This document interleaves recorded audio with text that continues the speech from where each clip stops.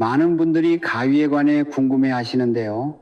가위가 금전운과 연관이 깊다는 사실 알고 계셨나요? 실제로 풍수에서는 가위를 단순한 생활용품으로 보지 않습니다. 가위는 끊고 정리하는 도구이기 때문에 집안의 흐름을 바꾸는 상징으로 여겨지는데요. 특히 재물운에 있어서는 들어오는 돈을 크게 만드는 것보다 새어나가는 돈의 흐름을 끊어주는 의미가 더 크지요. 우리 조상님들은 가위를 잘 두면 만사형통이란 말씀도 하셨습니다. 그런데 여기서 중요한 것이 있습니다. 가위는 잘 두면 금전 손실을 막아주는 역할을 하지만 잘못 두면 오히려 집안의 재물운을 건드릴 수 있다는 것인데요. 같은 가위라도 어디에 두느냐에 따라 그 의미가 완전히 달라질 수 있습니다.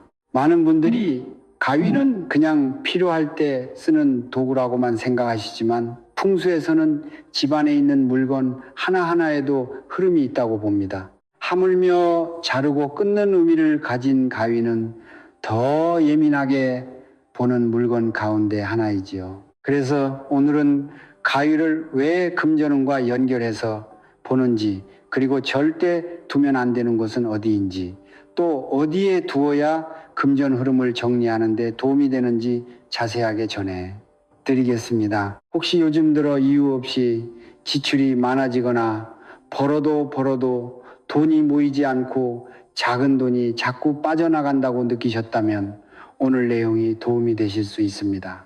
영상 끝까지 함께 하셔서 집안의 금전운을 지키는데 도움받아 가시길 바랍니다. 그럼 시작하겠습니다.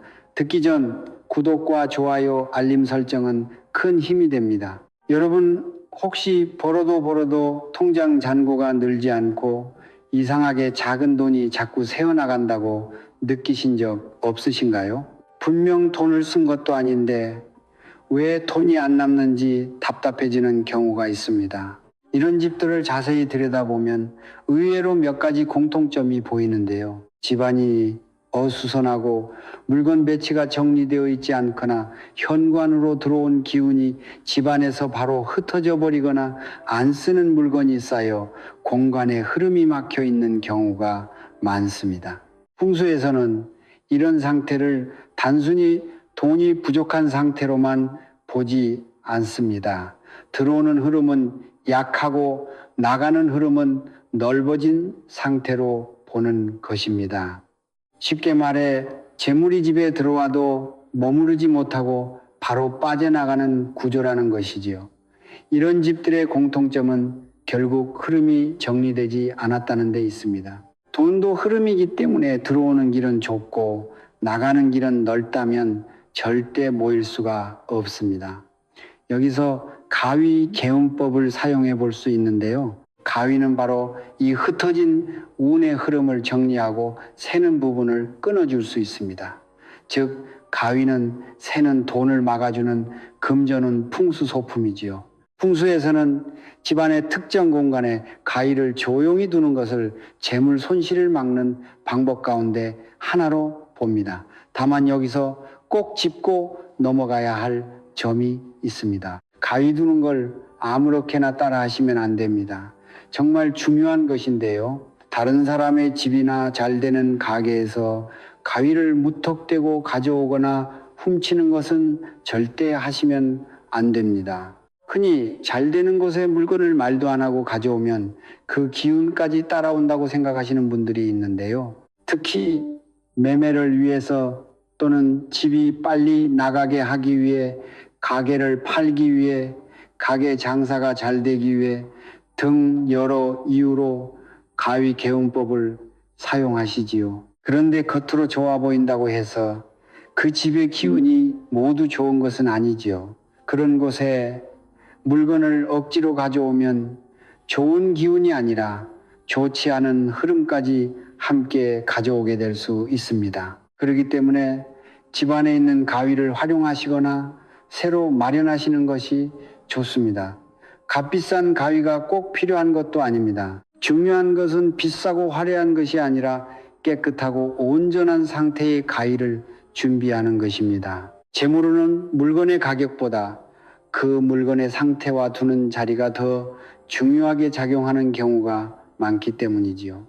그리고 녹슬거나 부러진 가위, 지나치게 더러운 가위는 사용하지 마세요. 금전운을 정리해주는 풍수 물건인 가위가 녹이 슬거나 망가진 상태라면 오히려 재물운에도 좋지 않은 의미로 작용할 수 있기 때문입니다.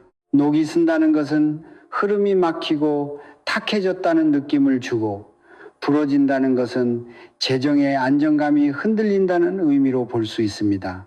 풍수에서는 온전하지 못한 물건으로 온전한 흐름을 만들기는 어렵다고 보는 것이지요. 가위를 여러 개 집안 곳곳에 무분별하게 두는 것도 피하셔야 합니다. 가위가 많다고 해서 효과가 커지는 것은 아닙니다. 오히려 집안의 기운이 지나치게 날카로워질 수 있습니다. 모든 공간마다 가위를 하나씩 두는 식으로 접근하면 재물운을 지키는 풍수라기보다 집안 전체의 분위기를 예민하게 만드는 방식이 될 수 있습니다. 그래서 한두 군데 정말 필요한 자리에만 조용히 두는 것이 좋습니다. 이것도 뒤에서 짚어드릴 테니 끝까지 봐주세요. 그리고 가위를 눈에 띄는 곳에 드러내 두는 것도 좋지 않습니다. 재물은 조용히 모아야 하는 것이기 때문에 가위 역시 크게 눈에 띄지 않는 자리에서 조용히 역할을 하게 두는 것이 좋습니다. 너무 혼이 다 보이는 자리에 두면 상징의 힘이 흩어지고 집안의 분위기 자체도 날카롭게 느껴질 수 있지요. 자, 그렇다면 지금부터는 가위를 절대 두면 안 되는 장소를 말씀드리겠습니다. 이 부분은 정말 중요합니다. 가위는 모든 공간에서 좋은 역할을 하는 것이 아니기 때문인데요. 잘못된 자리에 두면 오히려 금전운이 약해지고 집안의 분위기도 흐트러질 수 있습니다. 먼저 첫 번째로 침대 밑이나 머리맡 그리고 침실 가까이에 가위를 두는 것은 좋지 않습니다. 침실은 쉬고 회복하는 공간인데요. 이곳에 가위를 두면 날카로운 기운이 수면을 방해하고 마음을 예민하게 만들 수 있습니다. 또한 침실은 가족이 함께 쉬는 공간이기도 합니다. 그렇기 때문에 이 공간에는 정리와 차단보다 안정과 부드러움이 더 중요합니다. 그런데 가위처럼 끊는 상징을 가진 물건이 가까이에 있으면 가족 간의 대화가 날카로워지거나 돈 문제에 대한 긴장이 커질 수 있다고 봅니다. 실제로 금전 문제는 작은 오해에서 시작되는 경우가 많은데요. 피곤하고 예민한 상태가 쌓이면 같은 이야기라도 훨씬 크게 다가오게 됩니다. 그래서 침실에는 두지 않는 것이 좋습니다. 식탁 위나 거실 탁자처럼 가족이 계속 보는 자리에 가위를 계속 놓아두는 것도 피하셔야 합니다. 식탁과 거실은 가족의 화목과 식복이 모이는 공간인데요. 이런 곳에 가위를 눈에 보이게 두면 부드러워야 할 기운이 날카로워질 수 있습니다.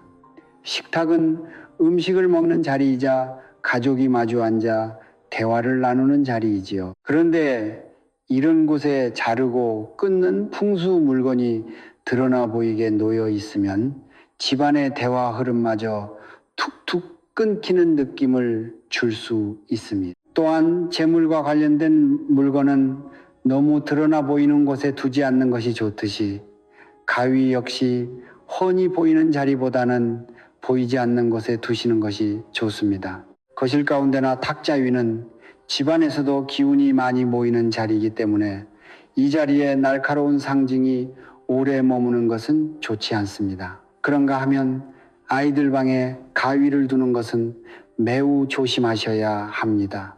아이들 방은 성장과 휴식의 공간인데요. 가위에 끊는 기운이 아이들의 활기와 집중력을 건드릴 수 있습니다.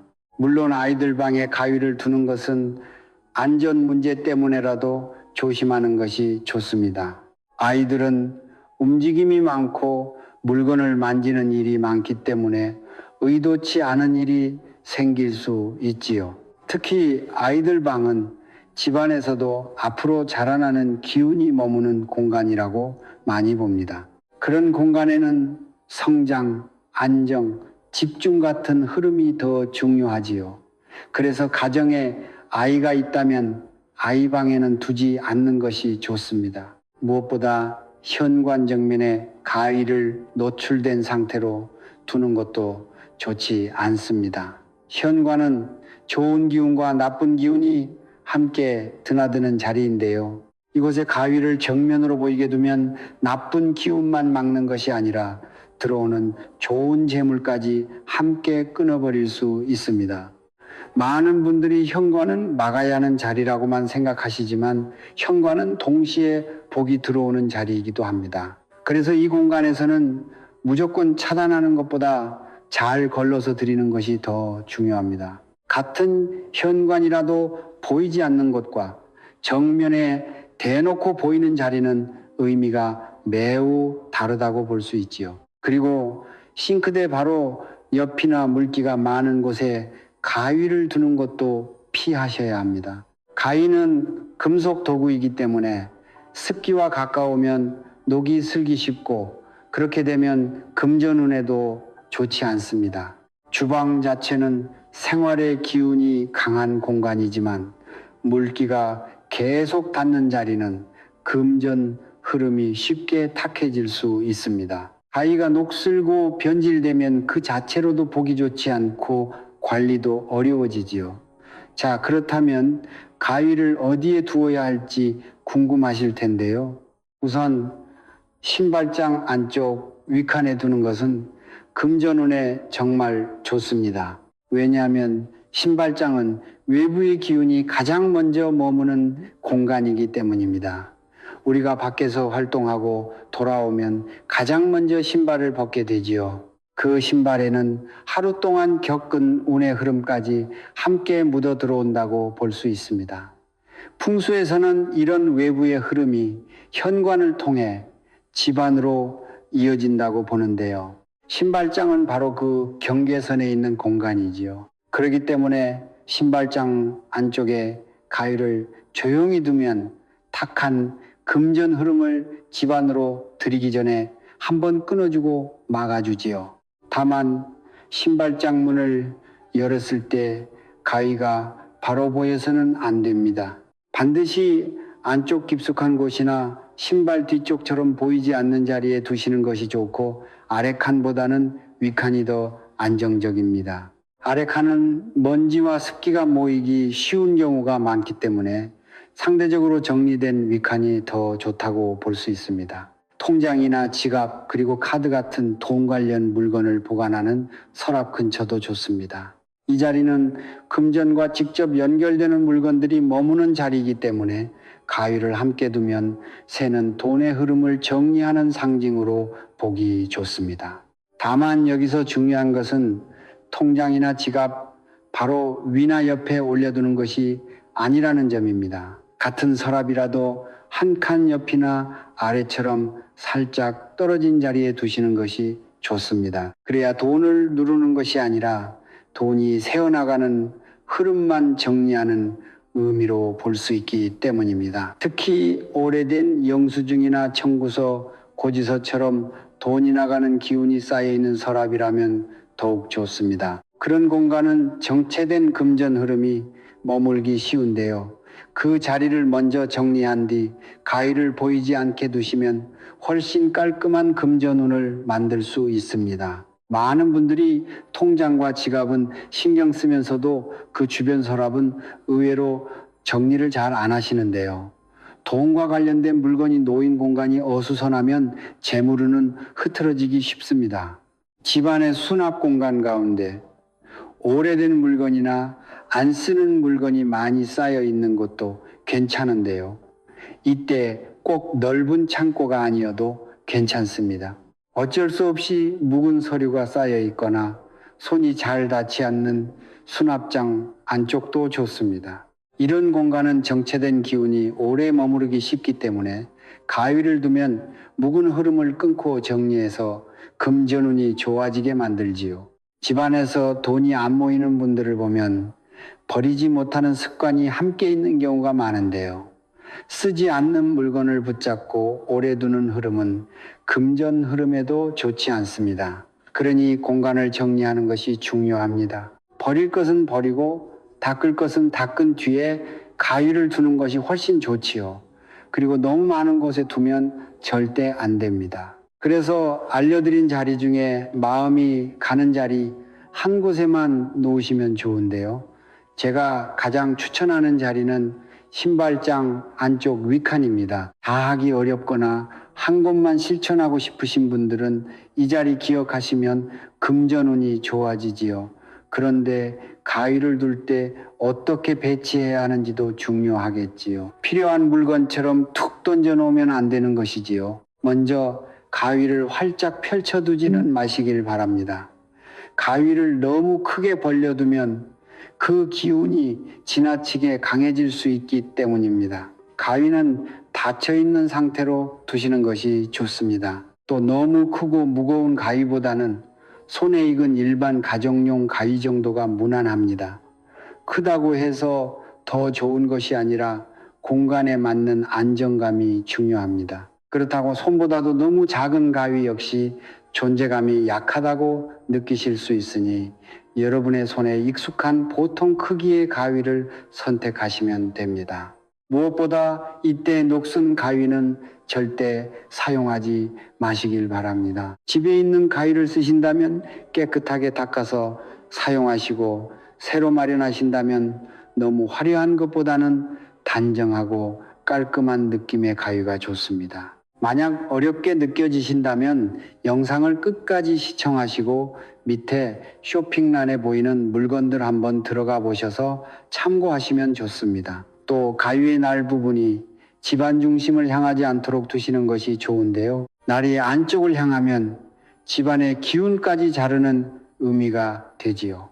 가장 무난한 방법은 벽면 쪽을 향하게 두거나 옆으로 눕혀두는 것입니다. 필요하다면 작은 천이나 상자 안에 담아두셔도 괜찮습니다. 그렇다면 가위를 두는 것만으로 충분할까요? 아닙니다. 가위와 함께하면 좋은 금전운을 올리는 행동들이 있지요. 먼저 가위를 둘 공간을 꼭 정리해 주세요. 신발장이든 서랍이든 먼지와 묵은 물건이 가득하면 흐름이 막히기 쉽습니다. 낡은 영수증, 고장난 물건, 안 쓰는 물건부터 정리해 주시는 것이 좋습니다. 정리되지 않은 공간에 가위를 두면 가위가 흐름을 정리하는 역할을 하기도 전에 그 공간에 답답한 기운에 묻혀버릴 수 있기 때문입니다. 지갑도 함께 정리해 보시길 바랍니다. 지갑 속에 오래된 영수증과 쓰지 않는 카드가 가득하면 아무리 좋은 자리에 가위를 두어도 효과가 떨어질 수 있지요. 지갑은 돈이 머무는 아주 직접적인 자리이기 때문에 이곳이 어수선하면 금전운도 함께 흐트러질 수 있습니다. 구겨진 지폐, 오래된 메모, 필요 없는 쿠폰 같은 것들을 정리해 주는 것만으로도 재물의 흐름이 좋아집니다.